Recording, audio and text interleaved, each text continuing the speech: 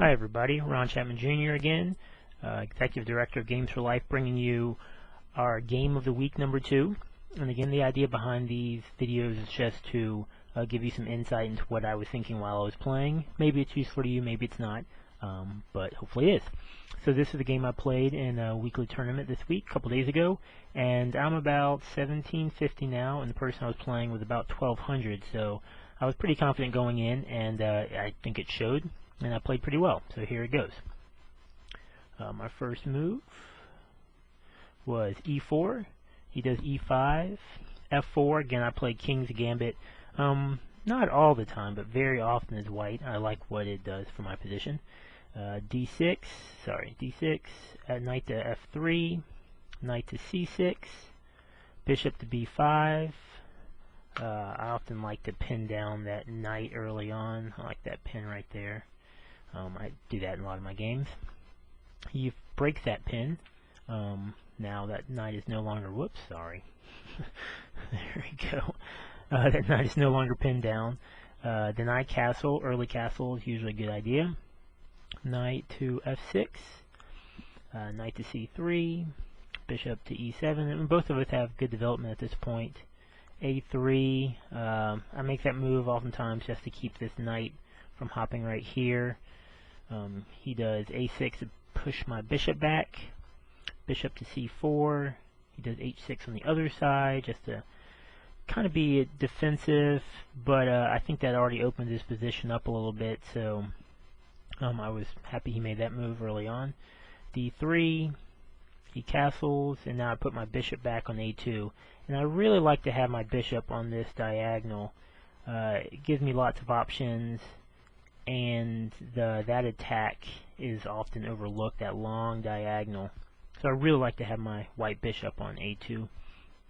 So after that move, he moves king over to h8, and I mean he did that because of where my bishop was, but I think that was potentially a little too early. His king ends up getting stuck over there, but it was okay. f5, and that, again, that may be a suspect move. I don't analyze my games using a computer program before I do these videos, but it wouldn't surprise me if that's a mistake or just not that great of a move. But I liked how my pawn structure, and I like how pushing that pawn up cut off a lot of his defensive ability. If he pushes his pawn now, I can take, and his pawn structure would be weak. So I like my position, and so I went with that move. Let's see what he does. So then he moves his knight back to g8, and really was happy with that move. I mean, his king now has very few options if he needs to start running away, and I was immediately looking for any types of attack I can launch against his king. I move my queen over to e1.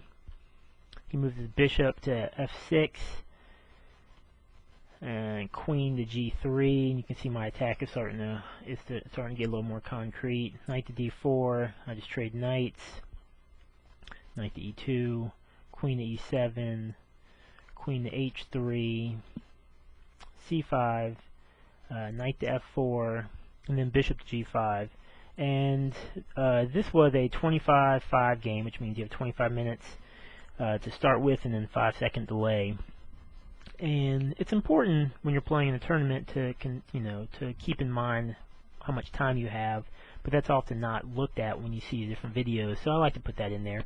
But on this move, I spent probably a good 3 or 4 minutes analyzing position and just trying to figure out if there was a tactic there, if there was something special I could do. I didn't find anything, so ultimately I went with knight to d5, threatening his queen, pushes back, queen to d8. I take the bishop, he takes back with the queen. I bring my rook up, and the reason I did that is I was threatening to move my rook over, and then attacking this file right there. He moves his queen down to d2, trying to get some of my pawns, but I stop that with rook to f2, puts his queen back where it was, double up my rooks. g6, and that was actually his fatal mistake, if you will. That was where I took advantage of the position and was able to pretty much, that was actually his losing move, if you will. You can see what he's thinking. He's thinking of taking this pawn, and then he has bishops, or he has his bishop attacking, and he has queen. So he has, it looked like a good move. I mean, he was weakening his position around his king, but I think the idea that he had, it kind of made sense. But after that move, I should follow up with knight to b6, attacking the bishop and his rook. And so he has to, well, he doesn't have to, but he decides to protect, he saves the rook and protects the bishop by going here. But then that's what I wanted, because then I take, knight takes on d7, rook takes on d7, and now you see that where previously his bishop was here bearing down on my queen, now when I take f takes on g6, now my queen is attacking his rook, which is unprotected. I gained a pawn here, and now this pawn is threatening to just cause some more damage. So that's where he got in trouble by having that rook there. He moves the rook over to save it, and I take another pawn. Now you notice there's actually no good spots for this knight to jump to. This knight pawn's blocking here. If he moves his knight here, I can actually just take it with my rook. He could take back with his queen, but then I can take his queen with my other rook. Lots of trouble. And moving this rook here blocks his other square for his knight. So he doesn't have a lot of good options. He could take rook here, but then I have rook, and bishop all lined up on that square. And so he could have resigned here. He pushes h5. I'm not sure if that was just to kind of see what I would do. But then I take knight, promote to a queen, and he could take.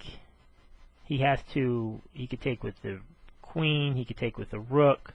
Either way, I'm going to take with my bishop, and then potentially launch my rooks down there. So he was sunk at this point. He's down some material. Like, I have a better position, and he resigned.